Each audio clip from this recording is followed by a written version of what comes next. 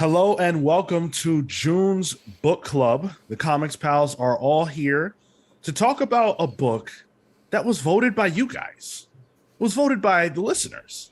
This is the first time that we've put it up to a vote.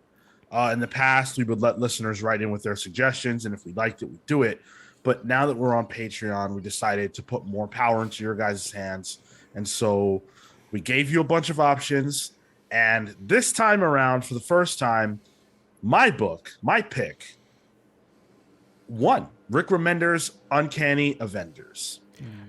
I gotta say, we're still waiting on some mail-in ballots to come in. That's right. I'm pretty sure there's some chads. Yeah, I think there's some fraud going on. I gotta say. I think we need a recount. Is what I'm saying. Yeah, some voter suppression for sure. I think not everybody really voted, so It's too late. I got my people in Georgia telling me we need a recount, and in that state particularly. Pennsylvania as well. We're still going to do the book club. So if you find out that there was some chicanery that went on, we'll have to deal with that after the fact. Maybe on the main show. Oh, God. Listen, that's not for here. These book clubs are very serious. Okay. Serious. Sorry. So Rick Remender's Uncanny Avengers. I say Rick Remender's because there is a laundry list of artists that are also within the books that we read, the issues that we read. So we read for this episode, not Rick's entire run on the book, just the first 22 issues. After this, it goes into Axis, which is an event that Marvel did, and I don't want to talk about that. We'll talk about it very briefly, but we're not going to analyze it. Was that Remender that did yes, that? yeah. Okay. And it's technically the conclusion of the story that we read for today. Okay. But it's its own thing. And then there's volume 2, which I also don't want to talk about. Okay, interesting. So it's very different, but yeah, exactly. It's very different. I remember not liking it nearly as much. Even though, Rick was still the guy, he was still fantastic. It just wasn't like this. So before we get into all that, this book has so many artists that are attached. So you have John Cassaday, who starts it off, which is super cool. Issues 1 through 4. You get a little bit of Olivier Coipel with issue 5. Daniel Acuna does the bulk of the art, 6 through 11, 13, 18 to 22, and he finishes off with 25, which again we didn't read for this. Adam Kubert pops in for 8 AU. Salvador LaRocca gives us 12 and 14. Steve McNeven, my boy, does 14 to 17, and Sanford Green is on issue 23. So lots of artists involved. When you go into colorists too, it's a who's who. Laura Martin, Larry Molinar gives the assist for the Cassaday issues. Dean White, who was huge. Love Dean White, on X-Force and is just one of the best ever. Frank Martin as well, and then letters you got Chris Iliopoulos, whose name I don't feel like I see as much as I used to. And then Clayton Cowles, whose name is literally everywhere, and Corey Pettit. So when are they going to loosen his chains down in the Marvel headquarters over there? Never. So. He's a perpetual slave. Yeah. So before we get into talking about this book, and I'm sure we all have a lot of thoughts, I do want to let you guys know how you can support the show. As we talked about, this was chosen by our listeners who support us on Patreon. If you want to have your voice be heard and do things like get to vote for the next book club, listen to our offshoot show, Palling Around, look at Tyler's cat that's on screen right now for those of you who are not watching on YouTube. Read our newsletters, which go up every single week. There's a lot of cool stuff on our Patreon page. So I encourage you to go check it out. Patreon.com/thecomicspals. Twitch.tv/thecomicspals. Make sure you hit that follow button if you do head on over there. We stream every single Thursday at 6 p.m. for Pals Pulls and 10 a.m. Eastern in the morning on Saturdays for the main show. So we've got a lot of stuff going on every single week, and we hope that you guys choose to partake. Now, let's jump in. So this book was published between December 2012 and December 2014. So it went 2 full years. And it kicks off right after Uncanny X-Force, which we did a book club on several months ago. What is everyone's familiar? Obviously, we all have read X-Force. Tyler, you weren't there for that book club, but I'm pretty confident you read One of my Uncanny favorite X-Force. books of all time. Yeah. Ditto. Okay. So other than me, does anybody else have familiarity with this book prior to us reading it for this? I read it not too long after it came out, or up to a certain point. I did remember reading quite a bit of it, but I don't. A lot of this was fairly new still. Yeah. To me, even on this turn, so I'm not sure how far I got. And Tyler, you've read it, right? Yeah, I read this month to month when it was coming out. Yeah. It was one of my favorite books at the time. Yeah, same. I was really into it. Anything Remender did, even his Captain America stuff was going on at the time. Yep. To get a little reference to in this. I was reading all that shit. Loved it. So I was, of course, this was at like the height of my Marvel fandom, but it was cooling. It kind of actually like fell off a cliff because I did not like Marvel's direction after Fear Itself and Siege and all that wrapped up. I thought they got weird. Marvel Now, I was not enthused about. This to me was like the beacon of the Marvel Now era in a lot of ways, because it was the only book, well, this and Remender's Cap, that I can think of right now that I really enjoyed, and the direction for a lot of the characters just threw me off, and I kind of started to feel alienated from Marvel around this time. This is after Siege, so Norman Osborn's gone. We got the heroic age. All that stuff was cool. Fear Itself happened, and that's when it felt like Marvel kind of started to want to get away from the legacy of Civil War and that era. They kind of wanted to start making the books feel like books unto themselves and not so interconnected and not so tethered to what happened in Civil War. But this book takes place pretty much directly after Avengers versus X-Men, an event that I detest and did not like at the time, but it did spawn this. And so the idea here is that while the Avengers and X-Men went to war over the Phoenix powers in that book, here they're going to try to unite and create a confidence among the public that mutants are safe. Cyclops killed Professor Xavier. Shit's gone bad. Just not a lot of trust there. And I love how from the jump, from the beginning of this book, that premise is not only extremely clear, but it serves as the baseline for all of the tension and drama that we get within at least the first 4 issues. It's prevalent throughout, but it gives us something to hold on to as the team is built, as the villains are revealed, as everything comes together. That's our foundation for drama. That makes a lot more sense. I have, classic. I don't have familiarity with this stuff, so seeing the aftermath of it only by osmosis through you guys, where Cyclops kills Professor X, and I didn't realize that this was post Avengers v X-Men as well. It makes more sense now why there are so many X-Men included. That was one of my big questions, like why does this feel so much more like a X-focused book in that sense? And I had the understanding that it was also coming off of X-Force, so I figured, okay, maybe that's the tie-in, but that makes a lot more sense. Cool basis, I think. It grounds all of the individual characters for sure, like you said, as well as that tension. But I think also what it does is it gives you sort of a North Star that everybody's trying to aim at. Yeah. And you can see from there where Kang's motives come from. You can see where Captain America. Again, everybody is driven by the fact that I think one of the more tense pieces is when Cap's relinquishing control of the team, and you can see that he's allowing the space to be had for the mutants because of that context, and that makes a lot more sense. Yeah. Yeah, Sean, as you were talking about it, you mentioned that you were cooling off on Marvel at the time of this post Avengers versus X-Men, and I just looked at what was coming out at that time, Yo, what? This is when Hickman's Avengers started. Yeah. It's Superior Spider-Man, Thor: God of Thunder, Captain America Remender, Avengers Arena, real good. Bendis on X-Men. Like in my opinion, like this was the start of the last big bullpen of Marvel.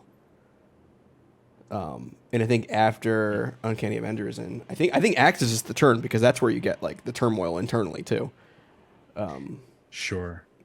So this is like a real, reading this was like a real microcosm of Marvel at the time for me, with how the story kind of turns towards the end, and the books start to change. But yeah, this book is a very specific thing for me, and I think Marco, you mentioned the Captain America stuff. That is one of my favorite parts of this book, is to have to see how Steve deals with being second fiddle. Yeah, it's cool. Because it's not happy Steve Rogers. Even though 3 of the issues is him doing a whole bit about him being deaf. That was so funny. That was pretty good. I forgot how long it went on for. That's I guess rule of 3s, but I didn't think it would be 3 issues. But yeah, no, I agree that the whole Cap stuff is great. I'm sure we'll get into it, but there are a few moments where I realized that the books, there are things happening off screen or off panel, or even in the series, that need context. Like, was it Cap is away for like months, but really it's only been like a day or something for them. Like I was like, that's weird. And all of a sudden he was away for changes. 10 years. Yeah, something like that. And his demeanor is like totally different after that.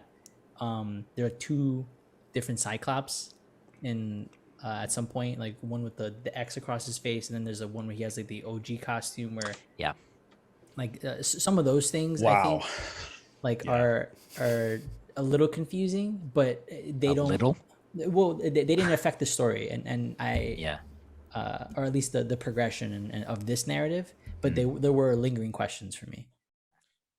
Yeah, and again, that represents a Marvel that's still not quite fractured. Like a lot of when we read Marvel comics now, and obviously all of us keep up because of the show, but like, and you know, our own individual choices, but like, how often do you read a comic now from Marvel and say, what the hell's going on? Why is this person here? What's this? Like, generally speaking, the comics are not so connected that you see stuff too often that has you questioning, like, what the hell? And that's deliberate, I think. But at this point, that's not the case. You know, like they had just brought the original X-Men as teenagers from the past into the present. That's why there were 2 Cyclopses. Like there's so much stuff that's happening at this point. And, you know, again, it wasn't my bag. I hated what was going on with the X-Men at the time. Like I looked through the list of what was being published by Marvel now, and I'm telling you, there's like 3 books that I was enjoying. Wow. 3 to 4 like books. Yeah. One of my favorite times ever. Yeah. And again, to each their own. Like you get the era before this, my stuff. But this is when they started to lose me. But let's talk about what actually happens in the book. Let's get into the meat. So the first 4 issues, the first story really just introduces the team and the immediate enemy, which is Red Skull. And I remember when I think it might have been at a Cup of Joe panel. I'm not sure, but I remember hearing about Red Skull being the first enemy for the Uncanny Avengers, and the fact that he was going to take the brain of Professor Xavier and being just like disgusted. A wild concept. Very wild. Yeah. I did not. Yeah. Does the X gene even live in the brain? Like, probably not. It's in the DNA, isn't it? Yeah. Yeah, but is DNA You probably- I'm not a smart man, so I don't probably know have know DNA the in your answers to brain. this. I guess so. Yeah. But this And is also like yeah. a Red Skull who hasn't been around for a while. Like the last time we had him was Brubaker's Cap. Well, this he got kind of whisked away to the time stream, I think. So it was like also the return of the Red Skull in a big way. This isn't too. even that Red Skull though. Like this is OG Red Skull cloned body True. Yeah. brought into the present. Yeah, they mentioned that he's wearing a mask. Right. Yeah. Yeah. It's not he hasn't progressed the way the Red Skull we're used to has. Which made him an interesting foe because we don't know from this Red Skull.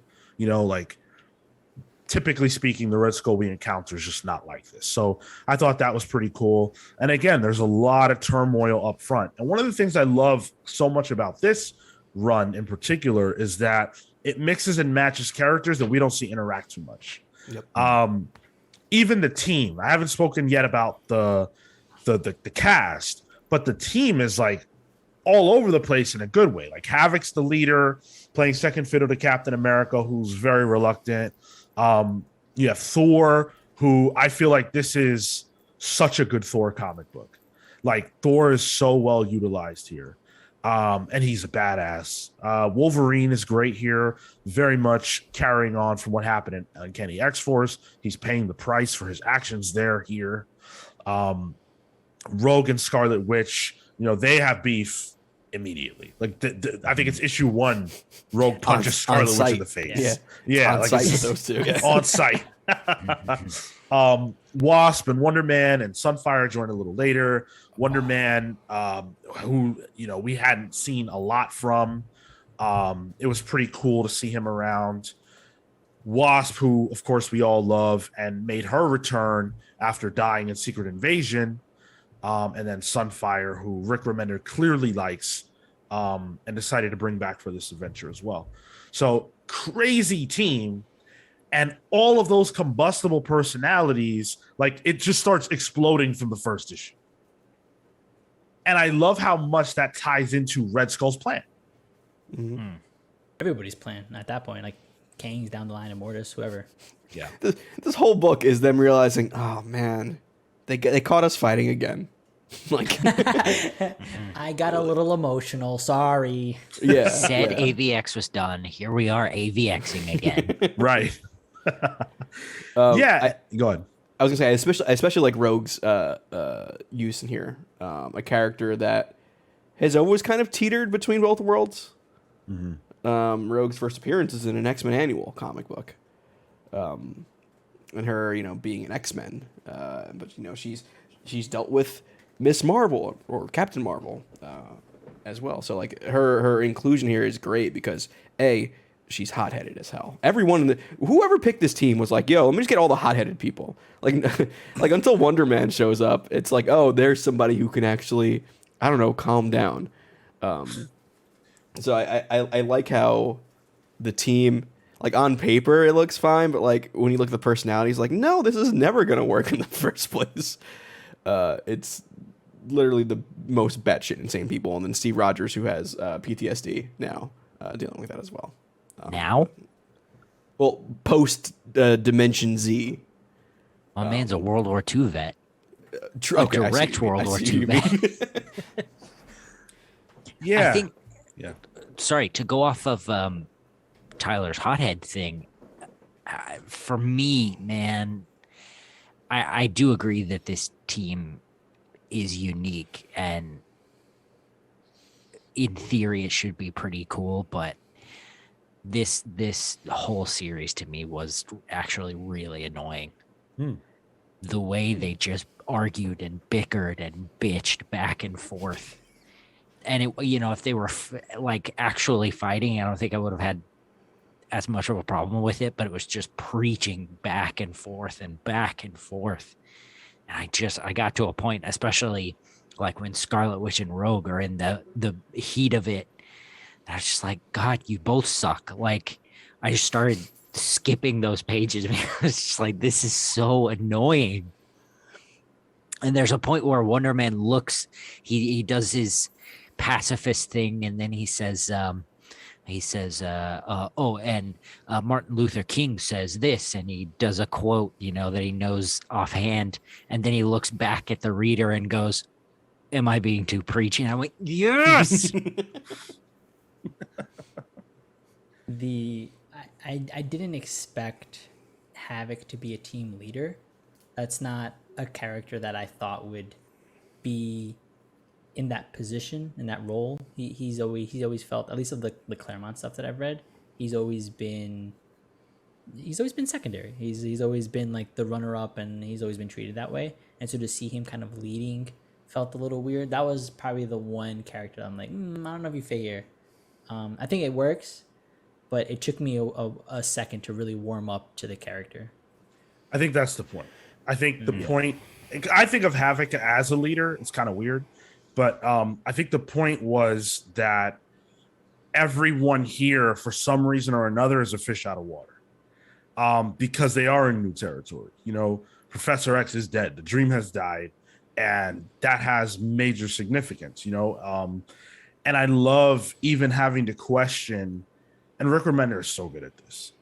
Even questioning Captain America's motivations here, because he can't stand taking orders. You can see that. And how much does he really give a shit about mutants?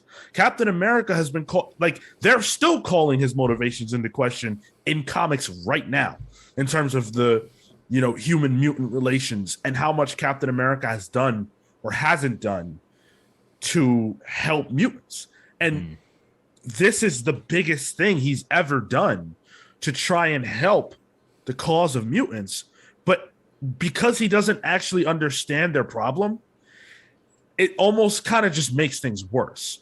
And it really reminds me of, like, there's no specific example, but the idea of like a white savior, you know, like a person who comes in and says, oh, well, I have it all figured out. Y'all are savages.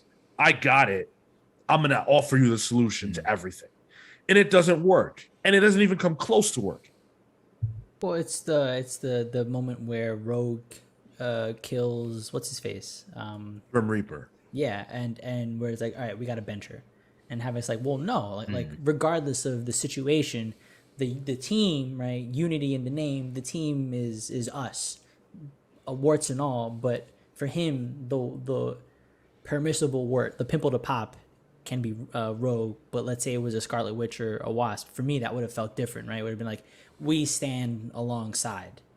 Is sort of the vibe that I would have gotten from Cap in that scenario, because Havoc calls him out on it. It's like, well, this is for posterity, and you're gonna put her aside till we, you know, whatever, the wave passes and people are less angry and all that shit. I felt that specifically from Cap, and that was a big piece of tension for him and Havoc. I think too, the Avengers is a very public facing team. You know, they do like regular news interviews, and they, you know, have PR. the special tours. Yeah, PR. Yeah. So I think, you know, with as long as Cap had been leading the Avengers, that's probably in the forefront of his mind. Sure. Okay. You know. Fair.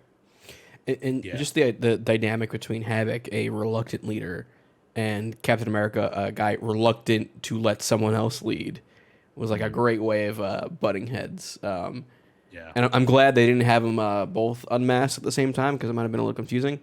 But that's one thing I noticed on the team rereading it. I was like, oh, okay. Yeah. Very white team.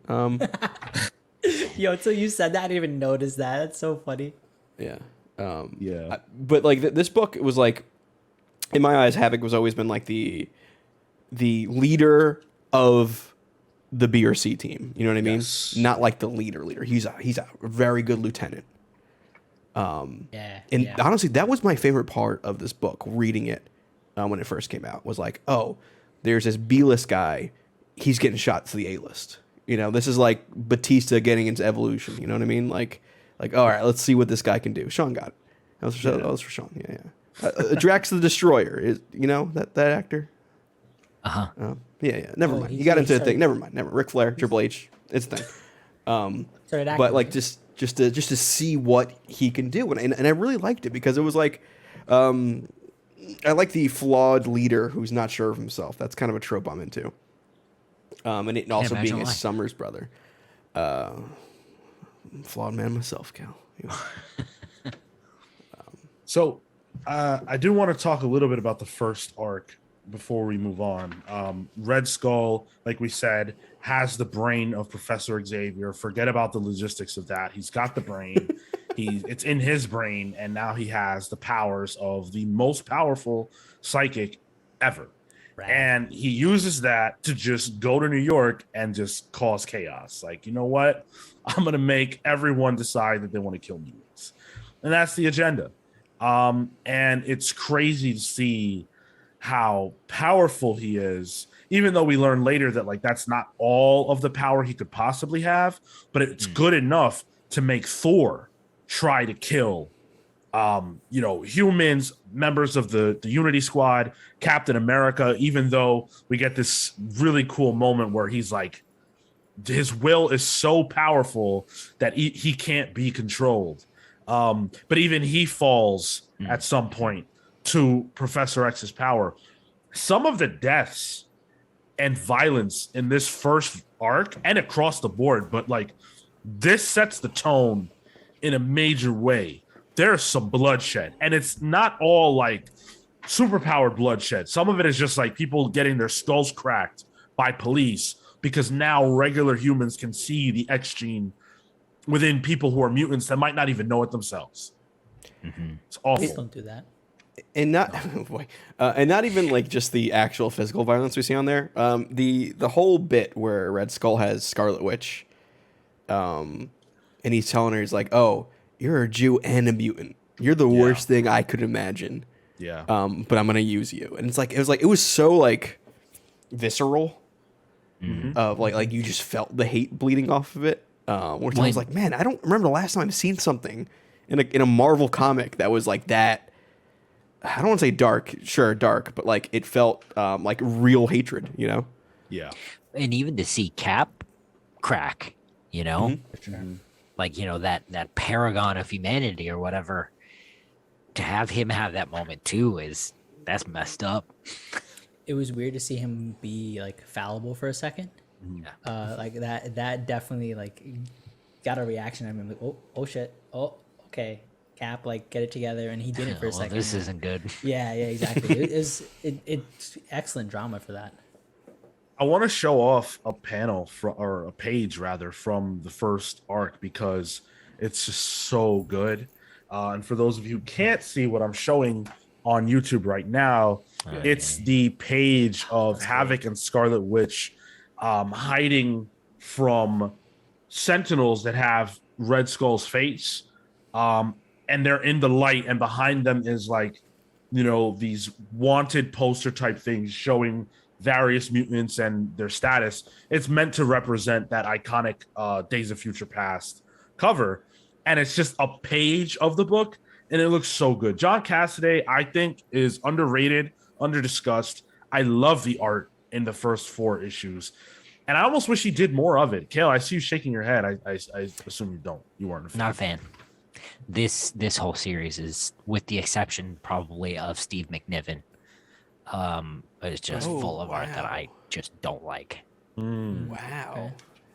Cassidy, sometimes I remember when the Star Wars stuff was coming out, that was sometimes like a little hit or miss. Yeah. But I thought this was pretty tight. There were moments in these 4 issues that I was okay with. His Scarlet Witch is all right. But mostly, man, I don't like John Cassidy. Yo, but with the page where he just like lifts the actual brain out of the head, like Look, even a clock is right twice a day. A broken clock is right twice a day, right? Like, it's funny, Kel. It doesn't work for me. I wasn't big into Cassaday at the time I was reading this either. Even with like Astonishing X-Men, like I recognized it was a good book, but my issue with Cassaday, and I think I'm able to see my issue with it more now after this reread, is that the angles he picks and the shots he picks for the composition are the same. There's no real variety with it, and there's a bit of face sameness going on too. Yeah. Cunha, same thing sometimes. Sure, yeah. But at the same time, dude draws a sinister looking Red Skull, so I'll let it slide. Yeah. Yeah. And I never thought about the Red Skull as an Avengers level threat. And I would say he's not, but giving him a power upgrade like this, yeah, sure. And so this first arc blew me out of the water. Then I was just as impressed by it now. I think Remender, like I miss him a lot on Marvel Comics because he brought a weight and a gravity to the books that he did that most writers just aren't interested in. And it's a gritty, violent, dramatic, intensity that we often don't see. Like it feels so low to the ground, and you don't see characters like this in situations like that all that much. So I was really impressed by and large by this. Going forward, we get introduced to the Apocalypse Twins, and that was like the reckoning of Uncanny X-Force coming to pass for everybody. In that book, they kill off Archangel, who becomes Apocalypse. And it really expands on the idea of what Apocalypse is as a necessity by the Celestials, something that has to exist in order to keep the balance. Apocalypse will be here to ensure that humans don't have the upper hand. And every time he dies, there's a new one. So because we lost, because it wasn't that big of a loss, but because Archangel died, we now have his children, the Apocalypse Twins, and in issue 5, they get fucking stolen by Kang. That's insane. Yeah. I've never been able to forget that moment. I don't know why. I think it's just because, like, the idea that a villain would go so low as to just steal children, like, yeah. And I'd never seen Kang in a comic book really before this. So this is my introduction to him. And the first thing I see him do is rob children from the cradle. Wow. And he just palms them too, like 2 basketballs. Yeah. Just like Kareem Abdul-Jabbar holding a basketball. Yeah. It's sick. I especially like the introduction of the adult version of the twins. Yeah. Because they pretty much destroy the Horsemen that Uncanny X-Force had a hard time dealing with. Yep. Previously. So like it really, like, for people who read that, it was like, oh shit, these two are legit. There's something to worry about. And I really enjoyed that. And also their designs were really cool. Yeah. Yep. Yeah. I wasn't a fan of Uriel in particular, like the 4-wing concept and something about the face design. I don't know. It was all right. Or is that Eamon? No, Eamon's the blind one. Mm-hmm. Oh, okay. I like the blind one. I don't know. I enjoyed them all throughout. I think this is a great place to just kind of talk about them as characters. They have a legit beef. Like what they're doing is nuts, but their immediate parents are psychotic. One of them is literally Apocalypse. The other one is a woman crazy enough to sleep with Apocalypse.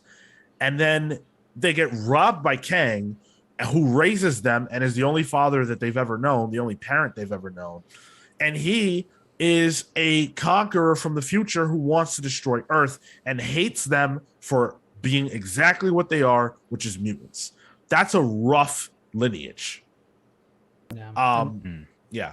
And to be like almost beaten into submission of it, like emotionally, they have to go through all these hoops just to even get a, like, not even a good job, but like, oh, you didn't fuck it up this time, right? This shit sucks. And you see that in like later in one of the following volumes where they first go on like the attack trying to get Cap, or was it Colonel America at that point? Yeah. And they're still trying to figure themselves out, and you can see that they're in turmoil, and you start to feel for them in that moment, and then they are like, hold on, we're gonna go for revenge for Kang, and then you're just like, all right, now they're actually just like fully converting into this sort of evil baddies. The other thing about them that kind of hit me at some point while reading this is like they're kind of an amalgamation of a lot of different ideas and experiences that villains and heroes associated with the X-Men have had. They spend time in internment camps, Red Skull's camps, just like Magneto did.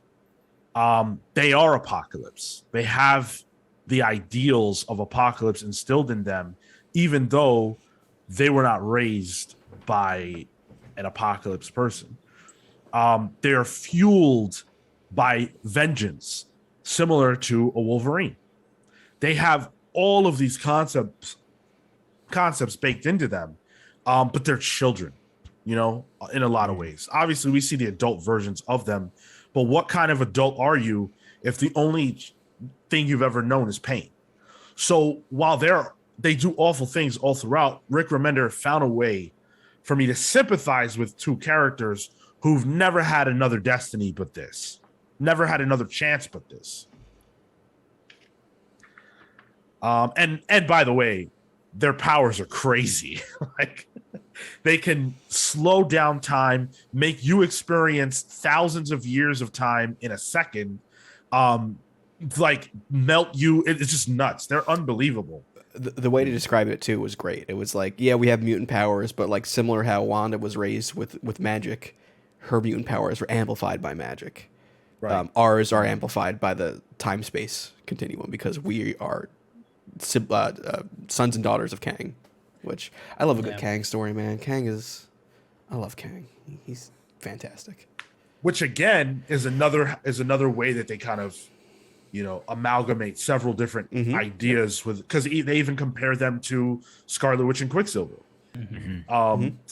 raised by a monster. So I think it was such a great idea. It's crazy to me that they haven't been used again, at least not to my knowledge. I haven't seen them again. I'm pretty sure they haven't been. Yeah. Trust me, I've looked out for them constantly. I was like, when are these guys coming back? It's like one of those characters, especially in Krakoa age. Like, these characters have ripe with potential, I think. So they are mutants. Yep. Speaking of Krakoa, as I was reading this, I'm like, hold on a second. This is essentially what they want to do. They want to segregate mutants, make their own place, right? And here we are chastising the people doing it, because obviously the means through which they want to achieve that are more nefarious.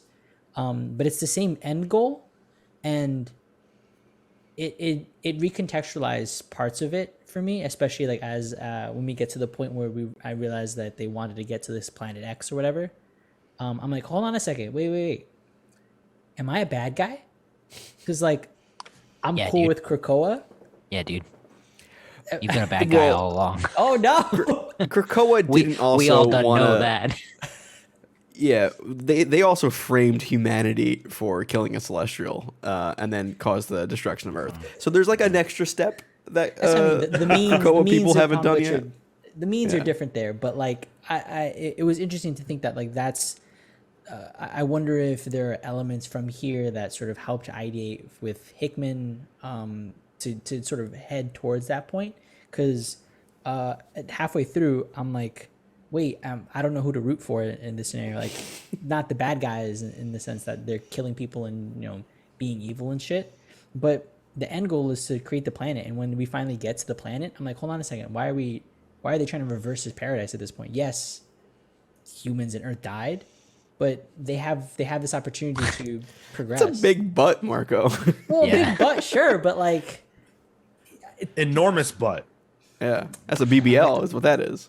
I'm A with you. BBL. I'm with you in that humanity's died, and it's like, sweet, my time is done. Kale's ready. Kale's been ready. I don't need this. Yeah, I don't need this anymore. The worst thing for me in that scenario is to be a mutant. It's peace through a lie. Sure. Yeah. And that's the biggest issue. But there are several others. It's a direct counter to the dream of Charles Xavier, which is that they live in peace. And also the thesis of the book, which is that the segregation won't work, that we have to find a way to coexist and get through the murk and the tension and the bad feelings to find piece. We see that when they allow the problem to go to its apex, it results in utter catastrophe. While the mutants may be happy right now, the rulers of them are people who don't know mercy. There will be another war. There will be more death and chaos down the road. It just hasn't happened yet. And you can feel that the mutants are ruled by an iron fist because they don't have any type of autonomy. The freaking Apocalypse Twins were ready to slay them, I mean, in a way, when you describe it that way, it feels like classic X-Men. Yeah. The idea of the minority and the segregation and fighting against that with all white cast. But I don't know. Maybe make the subtext the text next time. But hey, whatever. Sorry, it kept jumping out to me as I was reading this. I'm like, I think it's a valuable criticism. yeah. Well, it's 2012. Black people hadn't been invented yet. I would say Rick Remender's time at Marvel is not filled with diversity. No. No. I would say Red his Skull's comics is like that actually. Sunfire is Japanese. Yeah, there you go. Yeah, true. Yeah, we got something. Yeah, there's so much good juicy storytelling that happens all throughout this book. My favorite thing about Rick is the way that he's able to take the thing he wants to talk about and lace the entire book with it. Uncanny X-Force is probably a better example than this, but I think this stands as a great example of the way that he was able to take the thesis statement and then just say, okay, well, what if the worst possible thing happens and we just burn that thesis to the ground? What does that look like? And he gets an opportunity to do that here with what happens a little later on where like Earth blows up. Like it just ends. And the sins of every character pretty much who's here in this book are the reason why that happens. Some people have more responsibility than others, but yeah. And one of the things I really liked about this book too is it felt like an Avengers book. Like it had an ensemble cast with interpersonal conflict throughout.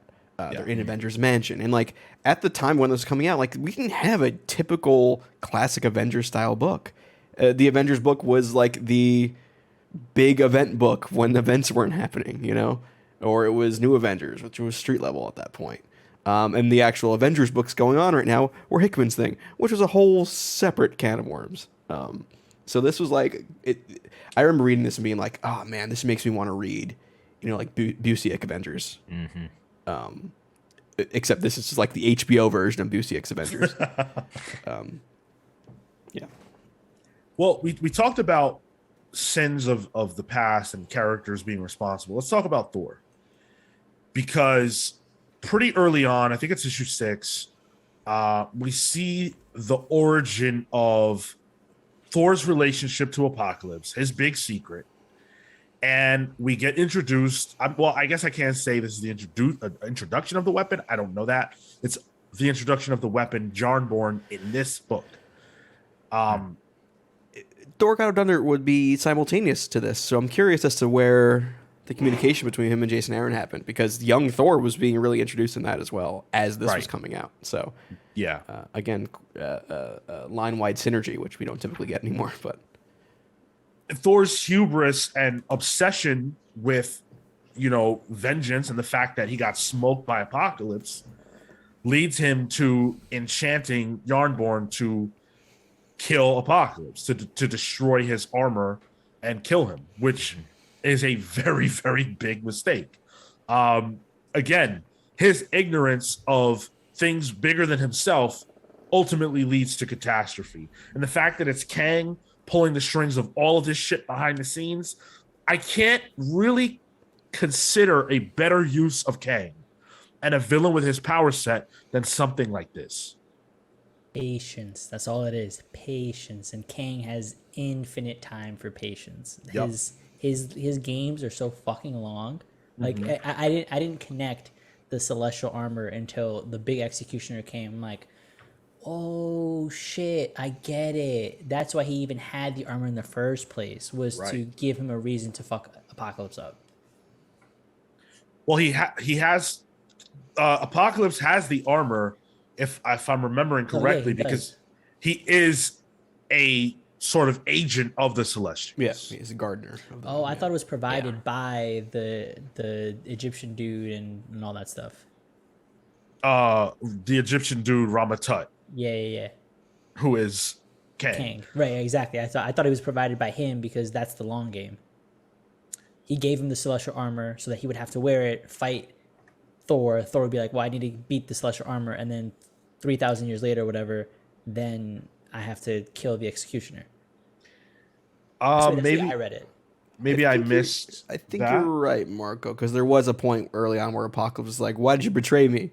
Yeah, yeah, yeah. Yeah. And so you haven't told me everything, and he's like, "Well, I'm not going to tell you But everything." the thing is, I think Kang might have been playing that game, but Ramatut might not have been. You know what I mean? Like, Well- where Kang is, even if it's the same person, he's playing against himself in some regards.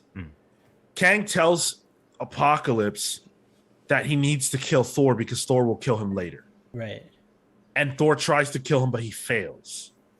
Then they get the enchanted weapon. Then he kills Apocalypse, which sets everything into motion, which was a play by Kang.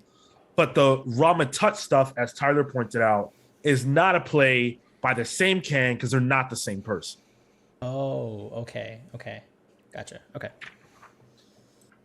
Kang stuff can get really wild. Kang fights with himself constantly. Yeah. Between Immortus, Ramatut, and Kang and Iron Lad. Yeah. Mortis was interesting. Yeah. Immortus is. Did you watch Loki? Yes. So at the end of Loki, the first version of Kang that we get introduced to, That's him. they didn't call him Immortus by name, but he serves the function of Immortus in the same way. Oh shit. Oh, okay, there we go. So Kang's black. Yeah. Yeah. Yeah, all right. Sure. So Even though we see him, I believe we see him white at some point in here, which makes no sense because he's Egyptian. But You got the Horseman in blackface or blueface at that point. So. face. Yeah, so Apocalypse is more just like a concept here and like a kind of a prop to get things going. But I always love an Apocalypse appearance anyway. Just really cool stuff. And then Odin, I wanted to talk just really briefly about Odin's role here. Odin feels more like a father than I've ever seen him in any other comic book, where he doesn't really have a role per se. He's just telling his son, look, dude, you need to chill out. You're messing with stuff that's way above what you think right now. And if you keep doing this, it's going to have consequences. And then the world ends, and Odin's just kind of like, yo, I told you so. I don't know what you want me to do, but I'm walking away from this. And that's it. It feels like when you fuck up and your parents can't, you just kind of go like, right in the back of the head. It's like, I told you. That's my next situation. Maybe not. Okay. Unreal. Yeah, so there's a lot of stuff that happens in between that. There's a lot of conflict, a lot of fighting. I think this series has a lot of really great action. Sean, can we mention, because you mentioned the sins of the past coming back to haunt the characters, the specific choices of the Horsemen, I think, are emblematic of that theme. Yes. Each one of them is something they fucked up. And Rick Remender loves to make, like, he doesn't just love it. I think it's a mandate in his books. Characters cannot do things and get away with them. It just never happens. So when you look at the Horsemen, that is a perfect example of what I just said alongside the Apocalypse Twins, because in the Horsemen, you have Daken, who was killed by Wolverine in Siege, I believe. Okay, I was gonna ask because I'm like, I don't remember that in X Force. I believe it was. Or no, it was X-Force. Was Of it? It was course, X-Force, yeah. yeah. It was X-Force. I'm sorry. I'm trying to Well, remember. no, because wasn't Daken in Siege? He was, because he was in the Dark Avengers. And he gets shocked by Thor. And I thought he died that way. Yeah, But- my timeline's a little iffy on that point. It's yeah. been a while, guys. But in any event, what they're referencing is that Wolverine killed his son. So we'll go with that. Sentry, who of course was the main villain of Siege / Void, who is beaten by Thor. Dude, the scenes of the Sentry ripping his face off. Oh I was my like, god, yo, what? dude! This is Yeah, that was gross. wild. And you and I are the co-presidents of the Sentry fan club. Love the Sentry. I've read every Sentry story. It's all good. There are only 4. Like, There was one recently by No Kim big deal. Jacinto on art. It was very good. Huge Sentry mark. I didn't love his return here at the time. I actually was pretty upset by it, but it's more because I just wanted him back so bad, and to see a perverted version of him be what we got bothered me. But divorced from those emotions, reading this back, he was used really well. Extremely disturbing. The way, like Tyler referenced, he rips his skin off, his brain is just hanging around. Super powerful, not to be messed with. Actually ends up in a weird roundabout way saving the world, which I really like in retrospect. But then, yeah, go ahead, Kel. well, I have a question about that, but I don't know if you want to get to that now or. Might as well. So early on, he talks about hearing another voice. Is that related to how he indirectly saves the world or whatever? The way I read it was the Void was dispersed from the Sentry at the end of the siege when he was destroyed. And the Void just went off into space for the Void or whatever. Right. Okay. I think he was hearing the Void because the Sentry is the one who came back, not the Void. But the Void was still talking to him from wherever the Void lives. Sentry's a little confusing sometimes. So the void was the voice that he was hearing. You're saying. That's how I read it. Okay. That's interesting. For some reason, I read it as Robert Blake. Or not Robert Blake. What am I talking about? Robert Reynolds. The Ryan Sentry's Dennis Reynolds. human identity. I thought it was Rob Reynolds. Isn't that? Is his it name? Rob Reynolds? Okay, okay. No, it is. It is. Yeah. I said Robert Blake, but that's Thor. That's Thor. Yeah. Yeah.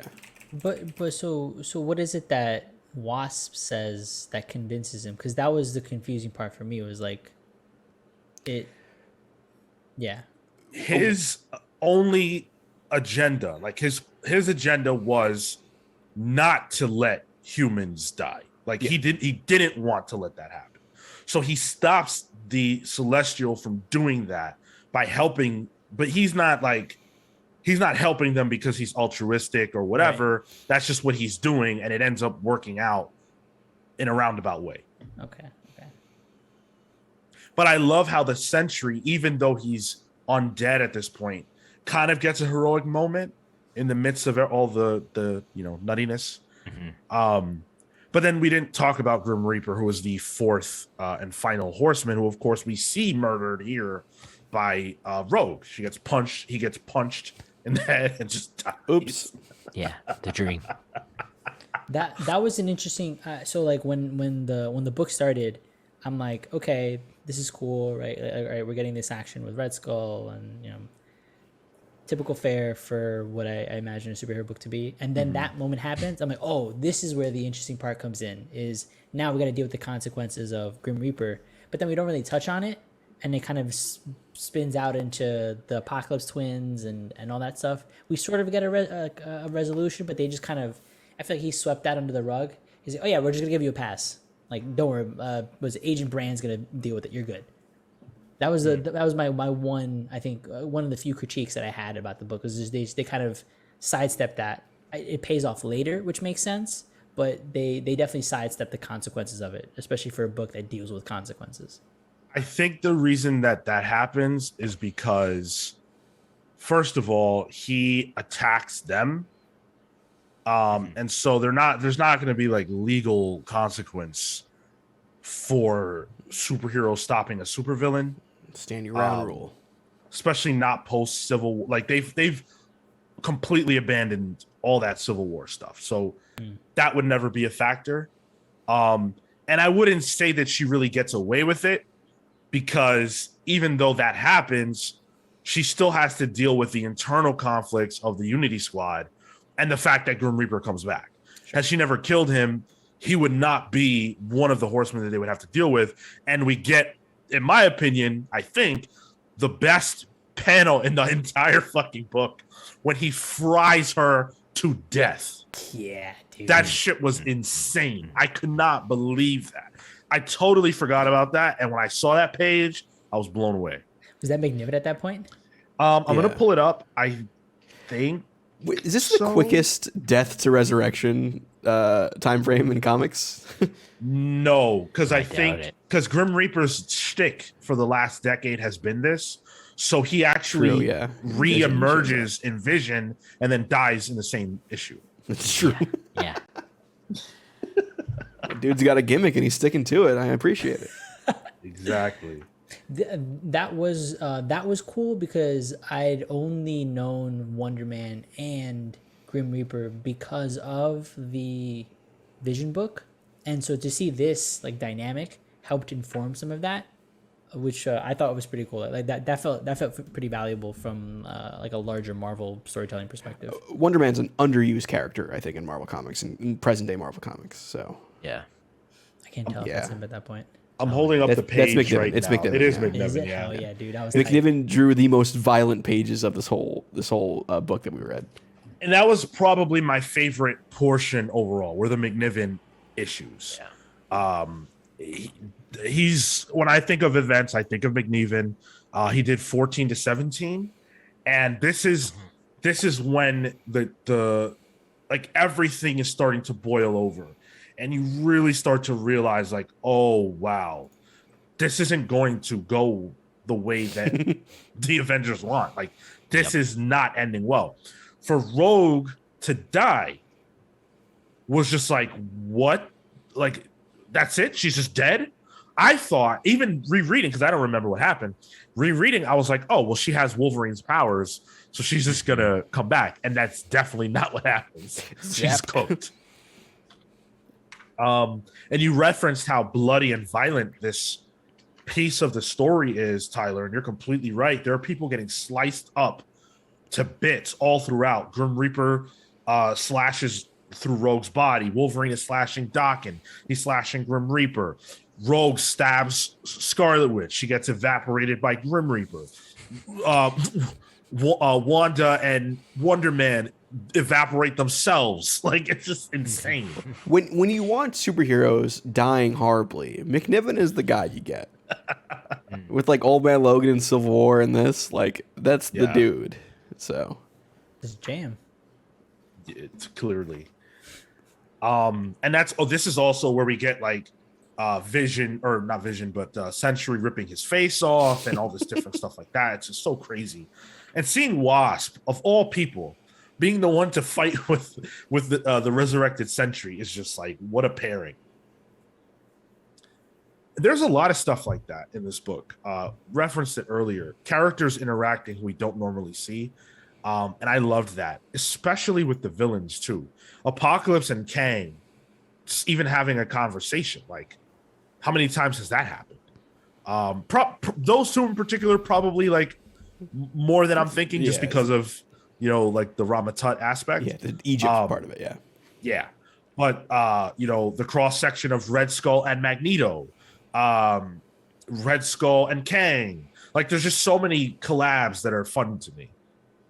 I was low key waiting for Red Skull Onslaught. That was a cool concept. I was like, I want to kind of see that. You don't. I know. I was that's one of the critiques. One of my other critiques was like sometimes he laid out a concept that I'm like, I need to see this, and it kind of doesn't pop up. But it's one of the few. It does happen. It just doesn't happen here. It happens at Axis, which is the event that closes all this stuff out.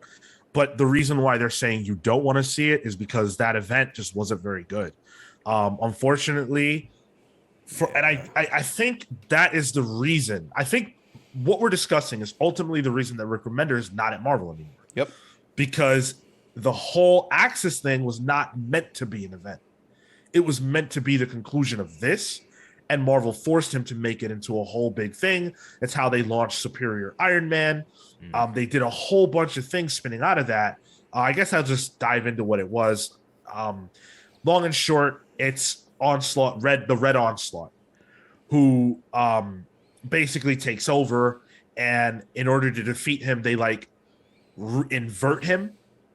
So the process, it's like Scarlet Witch and I forget who else helps, but they invert him. And that process causes everyone who was there to also have their personalities inverted.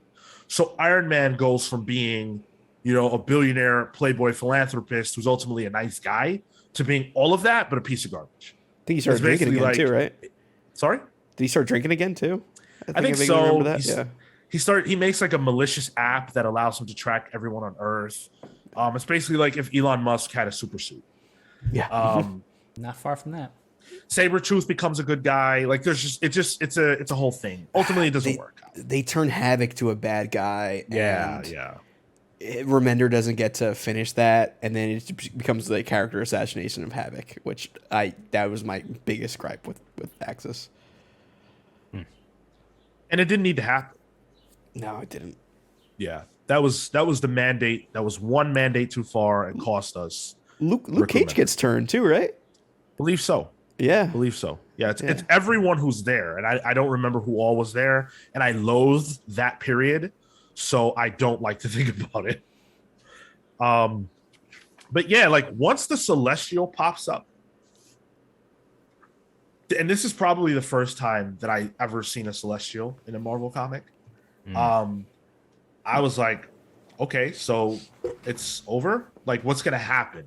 And there's still a part of me that's like, nah, they'll save the day. This is gonna end all right. They'll be fine. Even when Captain America's face gets burned half off, I'm still like, okay, they will find a way. Like, there's just no way this is gonna end bad.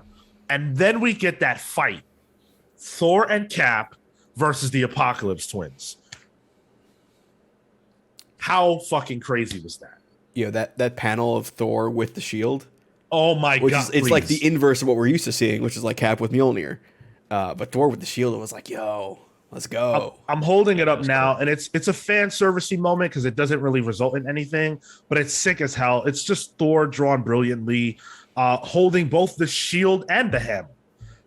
And the way he passes it to Cap, and then they just get to work. Oh my god! Oh yeah, I love that it was barely even a pass. He tosses it to let it to free Cap, and it the way it's done is almost like an afterthought, but it works exactly the way it's supposed to. So good. And then he positions himself, and I thought that was real good panel use of like in between the action. He chucks the because he's already seen where the hold, and it opens out into spaces. So he chucks it there. He positions himself. He gets into the right space. He jumps over and he's like, "Oh, you got played," and opens the thing. And what's his face? Emin just gets flung out into deep space at that point. I thought that was very excellent panel work. It's Uriel, but yes. Was it Uriel? No, it was Uriel was fighting. Uriel was fighting Thor. Yeah. Oh, okay. Yes, Thor you're right. kills him, right? That's right. Thor does kill him, and I love how Thor just keeps repeating the same thing. Yep. He's like, I care not. Oh. He's had enough. And I feel like a lot of the time Thor is underpowered, but here I almost thought he was like overpowered. Like he was just handling his business. There's a new patch that dropped. Yeah. And he just shoved this dude into that like portal or whatever, and that's it. Just dead. What the hell was that? That was a gripe on the art front because that panel came out of that portal came out of nowhere. It was not same. Yeah. I don't know right now what that was. I tried. I assumed it was some kind of cosmic Kirby crackle Yumbo Jumbo or whatever, but it was in nowhere else. Nothing in the past like 3 pages, and all of a sudden that shit opened up. He's like, "I'm gonna burn your face," and he loses an arm alongside it. I'm like, wait, where did that come from? That was weird. Yeah, I'm even looking back on the last few pages, and it doesn't pop up. It's literally it just happens for that moment. That was just there for him to kill him. Yeah, I don't know. That's really odd. But again, now the heroes of Earth kind of know what's going on, and they're trying to help because there's a Celestial in the sky, and that can't mean anything good at all.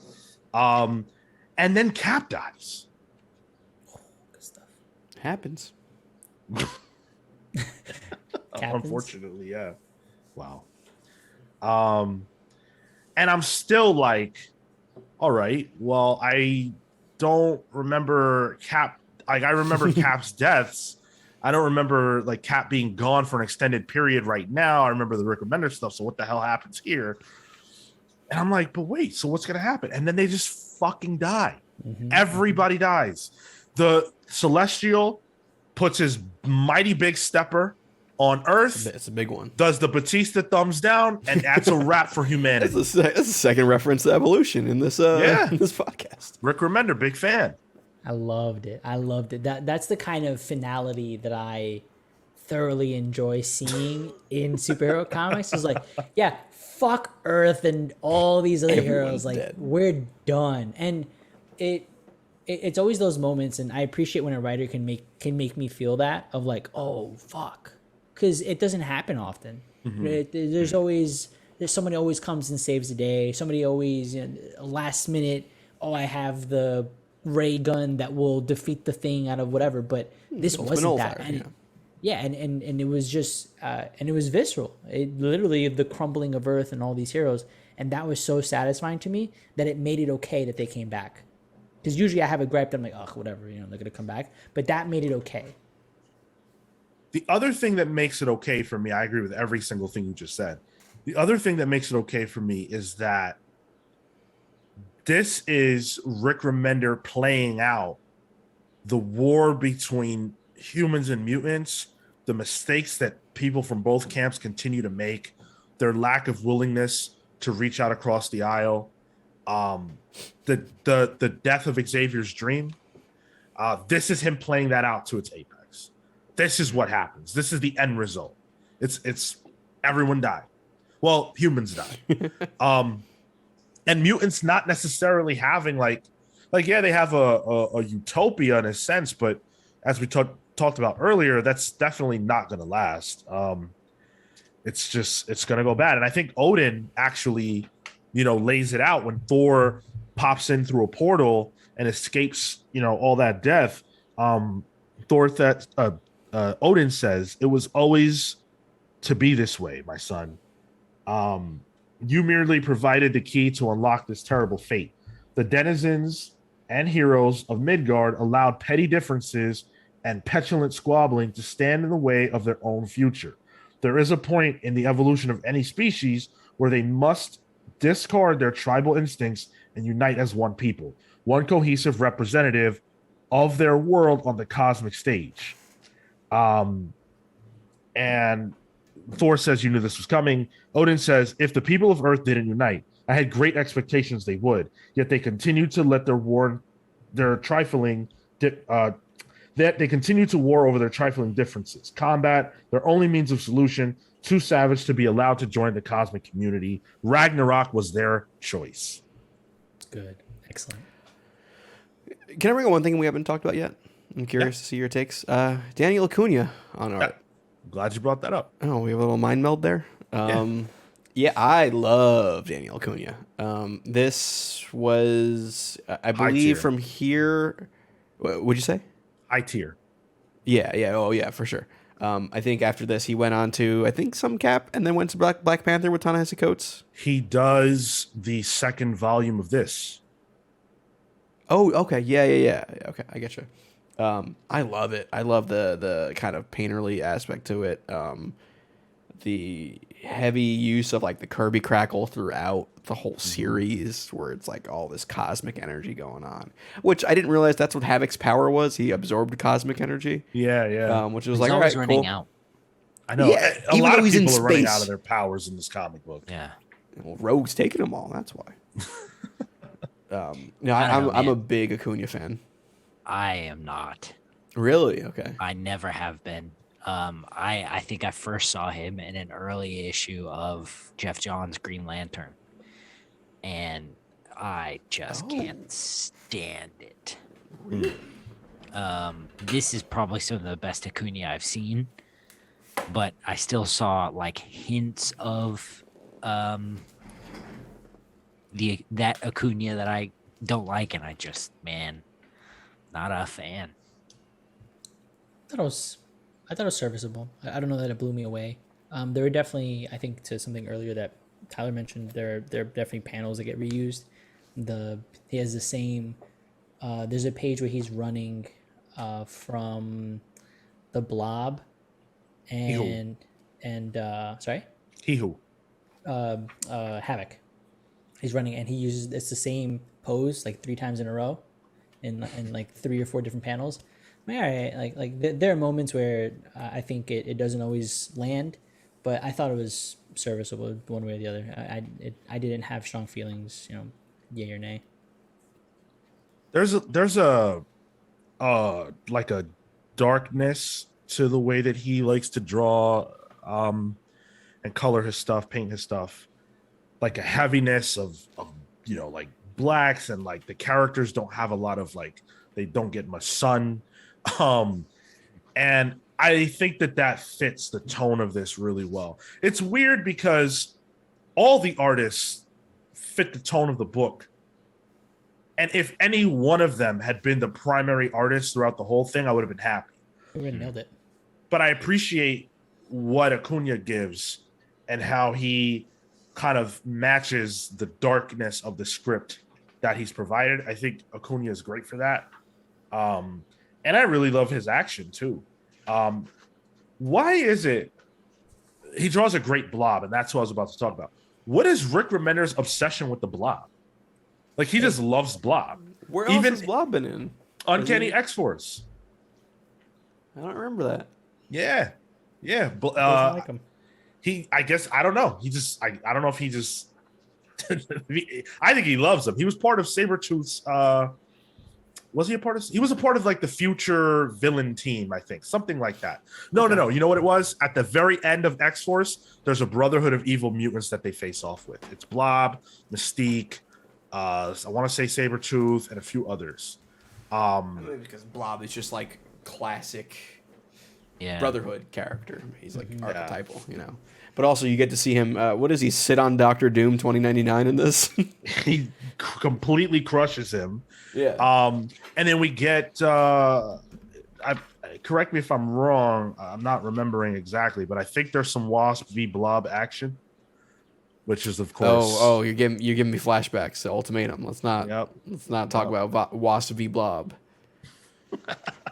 I think one of the cool things about Acuna is the thinness of the lines. It doesn't vary all that much. A lot of his outlines are the same kind of thickness. He doesn't vary it too much, and that allows some of the digital colors to kind of shine through, because I think he colors them himself, right? Yes. Yeah. So I think that allows him to be a bit more free with the colors, because all he has to do is really encapsulate them inside of the line art, the line work rather. I appreciated that. I appreciated the colors more than I did, I think, some of the form or structure of his stuff. I did have a gripe with Marvel Comics Limited. One of my rare gripes. A lot of the Acuna issues, specifically once Marvel AR was a thing. Remember that, Sean?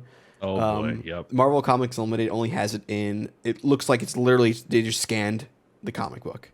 Oh, gross. Yeah, which kind of lost a lot of quality for me. Instead of it being the digital art, which is weird because the Cassaday stuff, it's the digital art. Like, you get the full quality of it. But like those middle sections, I think it gets better towards the end, but it's literally just scanned comics. And I was like, oh. This is just somebody. Did they just take a pirated copy and then just put it on the app? It was weird. I've seen that on the DCU app. No. On the Infinite app, it has like, what's the thing, the like the squid looking thing? Yeah. You know the logo? Yeah. Bro, I've seen that on the DCU app. Oh my god. I think it's because of the AR stuff. I think they wanted to. I bet you the digital art didn't have the AR overlays on it. Yeah. So they probably just were like, all right, instead of re-adding it to the digital art, Interesting. let's just scan the book. Which is weird. I was tempted to see if I can get the Marvel AR stuff to work. You think you can get it to work on the Comixology stuff? Maybe. I don't know how it works. I don't know the technology behind it. I'm not, like I said, Marco, I'm not a smart man. You just work in IT. Yeah. I don't even know if the app is available, honestly, anymore. We haven't talked at all about Wolverine yet. And I think a lot of the themes of the book come across through his character. And I don't know if I really like anyone else writing Wolverine more than I like how Remender writes him, because he really writes him like a guy who's been through the ringer, a guy who has been alive for a really long time, been through a lot of bad stuff, but he's still fighting the fight. Why was he in London during the London fires? That was that, and it was like what was it, like Folkman Logan or Oh, something? yeah. Folk folk something, yeah. Oh I was yeah, like, yeah. what? I think That was an So- ancestor. I think at that point they mentioned his ancestor, and I was like, okay. So I think I started looking for that guy, and it took me away from what was going on with Thor. It was taking me out of it. Yeah, Yeah, I thought it was just an ancestor, but I think we're yeah, talking that's about what I big got out old of it, butts too, too. Yeah. that was great. Wait, was it not an ancestor? I thought it was. That's how I I read think it. it was. Oh, Yeah. okay. Yeah. Oh, that's I how was reading read it as Logan himself, and I was a little confused. I was like, that doesn't line up time wise, but Well, what's his full name? Who it's knows? a good Howard. question, Marco. Yeah, that's a good question. There's no Logan, right? Logan is James one of his Howlett. names. Yeah. James Howlett is like the name we think is correct, but no one calls him that. So Yeah. but yeah, so he's coming off of murdering his son, right? One of many. Like you do. Yeah. He said that so matter of factly. He just pulled a Casey Anthony, but Hey, let's just listen, get it into this happens. book. I think it's Aaron's run, Jason Aaron, where Wolverine is confronted by like all his children, and they like all hate him. Yes. I believe so. Yeah, it's nuts. Yeah, nuts. dude's pullout game was weak throughout the years. So And so I think he kills. They fights them and kills them, and then he learns they were all his children. Something awful like that. Go Why ahead. do Kel. I recall that? I wouldn't have read something like that. Why do I know what that is? Everyone So- knows I don't read.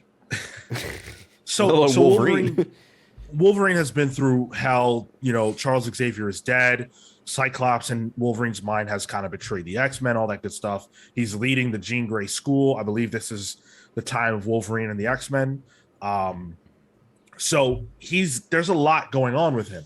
But as much as he's taken on this role of he's running the school, he's the leader of men, leader of X-Men, he's still a killer. He's still fueled by the same things that he's always been, except now he doesn't have his father figure, his mentor, to set him right. And he has to sort of be the bridge between the Avengers and the X-Men.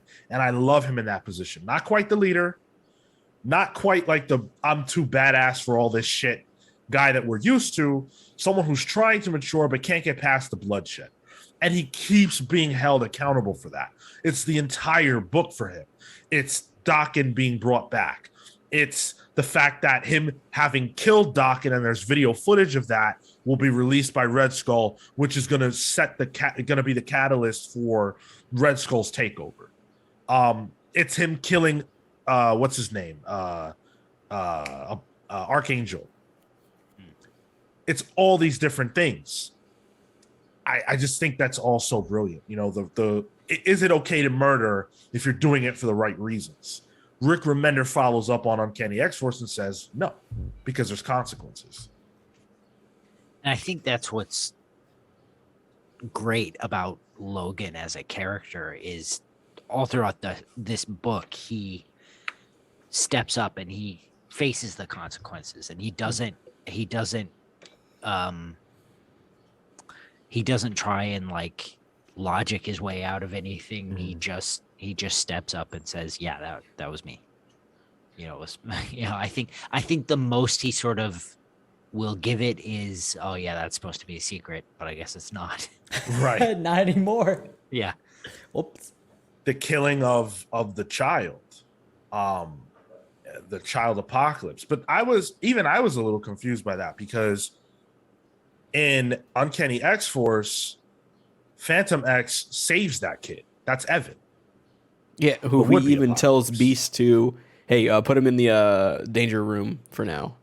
Right. It's like he didn't kill him. So yeah, Wolverine is taking heat for something that didn't actually happen because they need the world to believe that that child is dead. Oh, Yeah, I okay. think that's just sort of his role, is to just take the heat because he can take it. Right. Yeah. Dude takes it, dude. Let's talk about Planet X. I'm not talking about Nibiru. I'm talking about the planet for mutants. That was good, Sean. Thank you. I didn't get the reference. Sorry. It's okay. Look up 2012 End of the World Prophecy. Yeah. You'll, Oh, okay. All right. you'll be on the money. Fucking weirdos. So Planet X is a mutant-only planet. The Apocalypse twins tricked, in their mind, Kang by doing what he wanted, which was to bring all the mutants up to this planet to leave Earth for him to conquer, except that they don't leave Earth. They blow it up through the Celestial, and now there's no Earth. So Kang's like, cool, I'm going to link up with the X-Men that are left and offer them a strategy, the Unity Squad Avengers that are left, and offer them a way out of this. And that's when we start to realize there's a second chance. But years have passed. Wasp and Havoc have a daughter now, and people have kind of settled into what this world is, even though to some degree they're all haunted by the fact that it cost them, all the lives on Earth, all the human lives on Earth to get to this point. And I really enjoyed this part, seeing that Havoc was willing to risk his daughter. It reminded me a lot of, Tony Stark in Endgame, where the snap happens and, he's got a kid now, he's got skin in the game. He doesn't want things to go back to the way they were, but he recognizes that they have to bring these people back. Very much gave me those vibes. And they go through a lot. They go through hell. We get Cyclops. This is the only time Cyclops is really an actor in the book. Some Magneto stuff. It's all really good.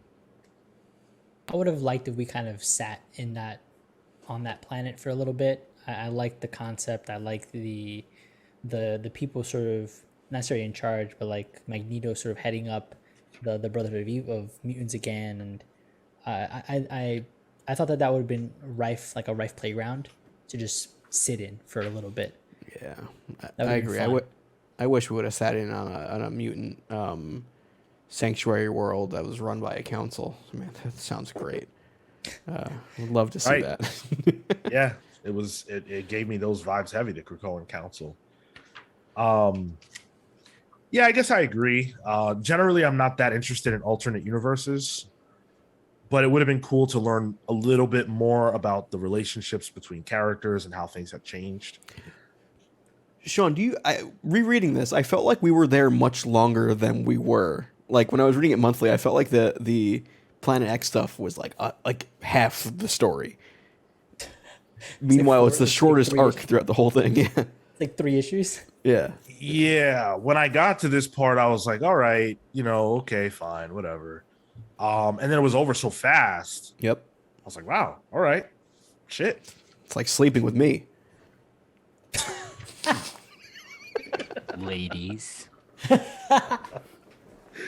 Oh my God, get in line for your dream boat. So yeah, like Behind Sean, obviously. Yeah. I'm going to Tyler's house after we're done recording this. Got the couch. Oh, perfect. I love that. I love couches. But yeah, so Cyclops and Havoc have a nice moment together where Cyclops says, I believe in you. Like, go fix this. And Kang's strategy is and he's put together like a Chrono Corps or whatever they're called, which is just a whole host of crazy characters. Strife, who we're not even going to get into that. Ahab. Ahab's one of my favorite characters. Yeah. I love Ahab because he's I feel like he doesn't really do anything, but everything he's in, he's such a fucking asshole. He's such a bad guy. Also, I like how he's he's this future character that's just not based on the Moby Dick story at all. Why would he be? But meanwhile, he totally is. They just don't reference it. He's always got it's stupid. He's always got Rachel as one of his hounds. On the leash chains. too. Like he's getting ready to post a new pic on his FetLife account or something. Oh my God, Tyler. Exposing yourself. No. This is the first time he's talked about FetLife. I had a fake account on there that I said I had a boba fetish. Then I realized people actually had that as a fetish, and I felt real bad, so I deleted my account. Wow, that's remarkable. It's accidentally kink shaming people. Go ahead, Uncanny Avengers. So Kang's big strategy is to send the consciousness of the Unity Squad back in time, so that they can prevent what happened. And now that these people know how wrong things go, they're more willing to work together. And I think that's such a great sort of message, I guess, about human beings. If we knew how bad things would be if we don't stop what we're doing, would we stop? You know what I'm saying? Like, if you knew for a fact that if you kept, eating really badly, that you're going to die of a heart attack in 5 years, would you stop eating McDonald's? You know, like that's a very small example of what I'm talking about. If you knew for a fact Earth would end because of race relations, would we reach across the table and stop being racist? Nah, homie, somebody's gonna still be like an asshole. But that's the thing, right? Like, there's always going to be a Red Skull. There's always going to be a Kang. There will always be someone who is beyond reason and reproach and reaching across the aisle. But while that person exists and they're stoking the flames of violence, can you look past that and overcome yourself and be better? And that's what Rick Remender is asking these heroes to do, and they rise to the occasion. I don't know if I think that it would go that way in real life, but they've all been through so much that I think they're willing to get over it. Rogue literally hugs Scarlet Witch, like, we got to put this shit past us. That's it. We can't do this anymore. You know what I'm saying? Would you say that for Wasp in killing Grim Reaper then? That she would have to get past the idealistic, as an Avenger I won't kill then? What do you mean? Well, because she was about to, her role was to destroy the tachyon generator or dam or whatever, and the only reason that they planned her against Grim Reaper, them being the twins, was because they knew she wouldn't. But in your example, let's say you put that ideal aside for the sake of the universe or planet Earth. In this case, would you still make that argument? I think that's a great point. And I think that that's why Rick Remender is the guy to tell stories like this, because he's always going to bring that question up. He's always going to be the one to say, well, the Avengers don't kill, Wolverine does. What's that cross section? You know, how do we judge the Wasp in the context of what you just said? To me, right, I think that if it's between what ends up happening and killing Grim Reaper's dead, right? But I'm not an Avenger. And I think that's I think Rick Remender says, yeah, there are situations that are bad enough where you might have to kill somebody, but I'm never going to let you get away with that. And so Wasp says, as an Avenger, I just don't kill. Point blank, period. And I think she gets to get away with that, even though it results in the end of the world, because she can keep her soul. Wolverine might not be able to say the same. Her soul's in question. Okay.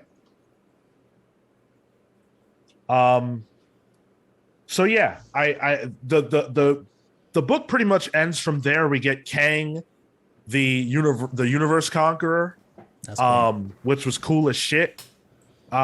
He had wheels within wheels of planning and strategy. He lets the essence, the blood, if you will, of the Celestial just rain down on him, and he just takes it in. He's like, "Yo, I'm the man now." What happens to looking the that up. Celestial's body? We never get any kind of like. Where are the Eternals throughout all of this? Come on, guys. What were you doing? I was thinking a lot about Judgment Day while I was reading this, Yeah, the yeah. upcoming Marvel event, because this does feature the Avengers and the X-Men and the Celestial. True. So that was on my mind. I think that would have been slightly too much to include, the Eternals aspect. Also, they had no plans for a movie at this point, so Fair Yeah. enough. Havoc versus Empowered Kang was badass. Mm-hmm. Havoc really gets a moment to shine here. 'Cause Sunfire too. Yeah. Oh, yeah. We That's haven't hot. even talked about Sunfire. Sunfire's the man. Underutilized, like, and He's he an X-Men shines member here. right now. Is what? He's one of the X-Men in the Yeah. main X-Men book. Oh, that's true. That's right. Yeah. Forgot about that. I would still agree, though, historically. Agreed. Yeah. If you like Havoc, check out shit. What was the Havoc book with Mr. Sinister? Oh shit. Hellions. Check out Hellions. Oh, okay. Right. Yeah, Havoc's the leader of that team. So Okay. Yeah, so Sunfire gets empowered too. He's like one with the cosmic energy. It's just a really badass fight with Kang. And then Kang's like, "Yo, you hit me? You really hit me? I'm off this. I'll see you later. I'm done." And he leaves. Some anime shit right there. he's got all the time in the world, so he's fine. It's merely a setback. You're absolutely right, Tyler. Mm-hmm. And then that's kind of the end of that. We see that the remaining horsemen just walk off and go do whatever. And Iman is alive. Apparently, they have her body at least, and that's that. It doesn't feel like a conclusion. If you read only what we read and nothing more, it doesn't feel like a conclusion. It's hard to blame Rick for that because of the context of what Marvel wanted from him at the time. The remaining core issues of the series itself are filler to get to Axis, and then Axis is a miss. And I don't even think that Axis feels like a proper resolution to what we read here. Just doesn't work. I don't know that I felt that. I thought this was good enough as the wrap up. I think some of the individual characters and where they head probably are questionable. To your point, who is it? Night is I think Grim Reaper and Dakin, right? They continue to live and they have their bit and all that stuff. But I think for everything else, I was worried how quickly things were going to be resolved, but I thought it was paced out well enough that it felt satisfying to me. I think if this was where his run had ended, I'd be like, okay, solid. And that's pretty much how I felt about the run, is solid. This was tight. I don't think I had major critiques. Anything that I did was probably small and specific to individual issues more so than the larger story. I don't know that I would have needed more. I think there could have been probably a better way to tie things up, but I got what I got, and that was satisfying.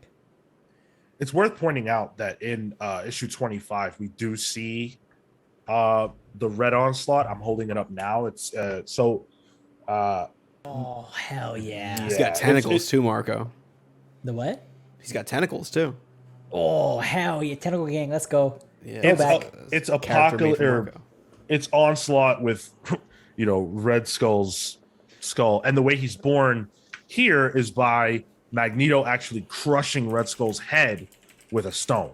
He picks it up and just drops it right on him, and his head explodes and he dies, and that unleashes Onslaught. There's 'Cause actually it would a still be in his head. It would still be in Xavier's head, technically. Oh, interesting. the Onslaught Build-A-Figure for Marvel Legends actually has an interchangeable Red Skull head for it too. No, Yeah, that's so sick. it's pretty I cool. love that.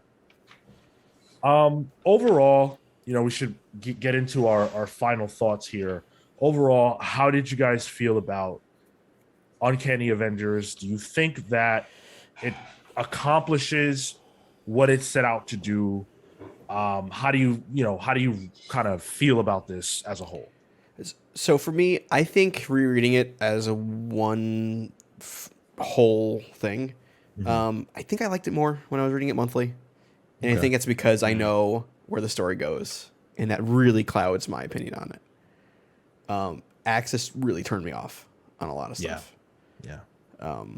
So that it sucks that I have to have that. But I gotta say, like, the fucking art in this book is so good. It's like my jam, the kind of art that's in this. Even Cassidy, who I typically don't like, reading it now, I was like, I can see why people like it. I like the characters in it. I think it's some great Havoc work. I still think it's a really fun read. But man, if you were there when it was coming out month to month, this was the shit. So Yeah. I have memories of like in particular the issue where Earth explodes and Thor's talking to Odin. I remember reading that shit and like putting the comic down. Like, oh my god, I can't even believe what I just saw. So yeah. How about you, Kale? I liked what the overall story that Remender was trying to tell. I wasn't a huge fan of, I think, the way it was told. A lot of the times, I think a lot of the characters bickering kind of got in its own way. But I especially looking at and sort of examining what he was trying to do, I think I do appreciate what he was trying to do. I think it's a bit more standard superhero fare. I think I would call it more standard for now, though. Like, maybe he's a bit more ahead of his time. Okay. This feels like a 2022 book to me. But especially compared to like X-Force, I feel like X-Force was a bit more. It had real questions. It had real weight within what it was doing. Real moral weight or whatever. Where this just felt like more mutants versus humans. I liked it as a whole piece as well. I think the 1 to 22, I think, it sort of leads into other stuff. But you don't have to read that if you don't want to. That's fair. I think based off of your guys' kind of like context for what comes after, I have the 5th volume, so I'll probably read that. But it's kind of, I guess, disappointing to hear that it ends on like a fart. But yeah, like I mentioned earlier, for what I got, this was fun. This was a pretty good run. I don't think it was revelatory, but I like the questions that were asked. I did like, for me, the way that the weight of the consequences builds from something that starts as small as a punch killing Grim Reaper to all of a sudden we have there's this one panel that sticks out that is just the curvature of the earth and a foot hovering over, and that's a cool way. Those feel like cool visuals to sort of juxtapose. You're on the ground, it's just one punch to, well, holy shit, this thing is just hovering over the planet of the earth, and you feel the gravity there. And I really appreciated the way that it all built up to that, because I thought it was done very well. This is Sean, it's good Marvel series, dude. Again, it's good stuff, man. I think I appreciate you saying that. I try my best to pick books for the book club that are not just going to be like, oh, here's a superhero story like any other. Sure. No, here's Swamp Um, Thing. Whoa, easy, easy. I was on the docket. And Rick Remender is good for that. Yeah, and I think I definitely appreciate that. I appreciated the art. I think one of the things I also noticed was I didn't feel the changes too drastically. I thought, to what you mentioned earlier, everybody kind of fit, and because of that, when there was a new artist, I was like, oh, the style changed a little bit, but I get it. I can see it, and I don't have any qualms with it, and I really appreciated that, because sometimes it feels like you go from one page to the next and just holy shit. And this wasn't that harsh, and yeah, good stuff. I would definitely recommend this to someone like me who doesn't typically have the superhero fare, and you kind of want a well told Marvel story that has weight and gravity and can get larger in concept, but really hone in on the individual characters. Yeah, I think for me, Uncanny Avengers is a very good offering from Rick Remender and all the artists who are involved. I don't think it reaches the highs of X-Force. Um, I think Rick probably had more freedom in terms of how that sort of went. Character wise, resolution wise. I also feel like in this book, more than Uncanny, the characters can get to sounding a little bit samey in terms of the things that they're talking about, the way they talk. Go ahead. It's funny. I feel like this book could have used a Deadpool. Not necessarily Deadpool, but like somebody to kind of cut through all that. You know who was that Yeah. for me? Was Grim Reaper. True. Yeah. Interesting. Okay. But obviously Deadpool was a main character in that, whereas Grim Yeah. is not. So I definitely hear what you're saying. But God, like, I can't believe I just said it needed Deadpool. Like, oh my god.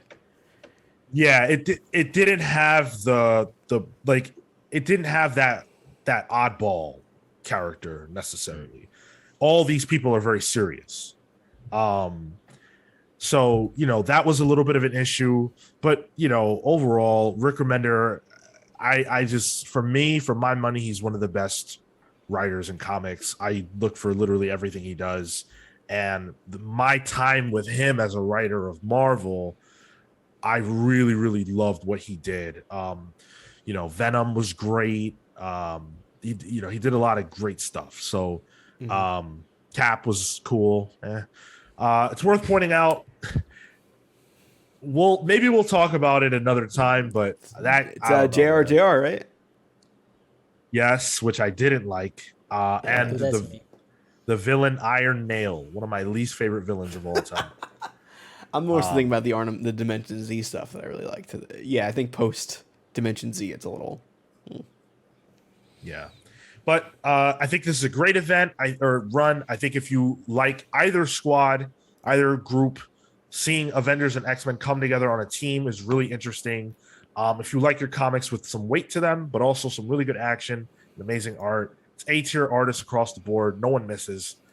A huge step up from X-Force, which had that other world piece, which to me, the art was really not great there. That's Wasn't right. that the artist from Low too? Yeah, it was great. It was Ticini, but for some reason, it just didn't work there. Wow. Okay. Interesting. Yeah. So yeah, this is one of my favorites. I wish it had a better ending, but overall, I think the highs outweigh the lows by far. It's a very tight story. Doesn't deviate from the path. This is A-class work.